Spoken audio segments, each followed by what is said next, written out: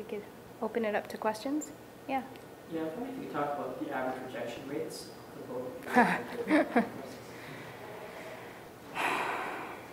That is highly dependent on the discipline. So for example, we have a life writing series at Wilfrid Laurier University Press, which publishes both critical work, critical scholarly work, and also select memoirs. We do a lot of Holocaust narratives coming through that. So in that area, the rejection rate is actually quite high because I get a lot of proposals for memoirs, many of which are not suitable. So my rejection rate there might be as high as 80, 90%. The critical work, though, is a very different story there. It's not easy to give a particular number in terms of critical work. I have to say no more than I like. I certainly see more proposals than I have room for on my list, but I try to do so at the earliest possible stage of the process.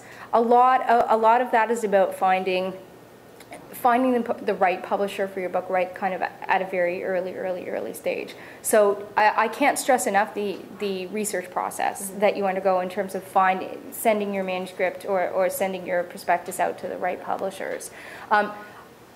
My experience too would be very, very different than a larger house. Like UTP is publishing, coming up on to 200 books a year. We publish 28 to 30 very different scenario in terms of what they, how many books they're putting out, how many proposals they see. So it does vary very, from house to house, and the situation in the United States is again very different. So I can't give you a more specific answer than that. Yeah, I think it's just important to have done your research to start with, obviously, because that will sort of limit the rejection rate if you know you're sending it to an appropriate publisher.